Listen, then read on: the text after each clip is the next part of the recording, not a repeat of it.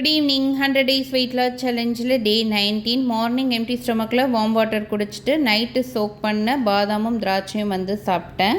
இது சாட்டர்டே எடுத்த video. 8:30க்கு 4 piece நுங்கு சாப்பிட்டுட்டு ஒர்க் அவுட் பண்ண ஸ்டார்ட் பண்ணிட்டேன். டயட் இந்த வீக் ஃபுல்லாகவே பெருசாக ஃபாலோ பண்ணலை. மண்டேலேருந்து தான் கரெக்டாக ஃபாலோ பண்ணணும். ஒர்க் அவுட் முடிச்சுட்டு ஒரு 1/2 hour கழித்து கருப்பு கவுனி கஞ்சி தான் கர்ட் மிக்ஸ் பண்ணி எடுத்துக்கிட்டேன். கூட வேர்க்கடலை துவையல் எடுத்துக்கிட்டேன். 3:30க்கு வெலமீன் ஃபிஷ் ஃப்ரை எடுத்துக்கிட்டேன். 1/2 teaspoon ஆயில் விட்டு ஷாலோ ஃப்ரை பண்ணிக்கிட்டேன்.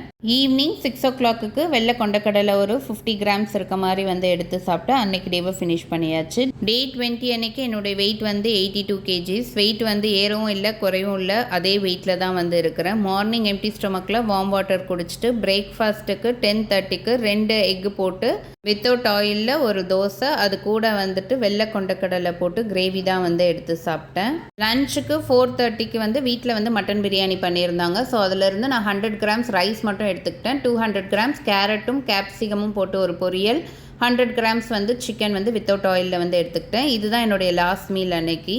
நாளையிலேருந்து வீடியோஸ் ரெகுலராக வந்துடும்.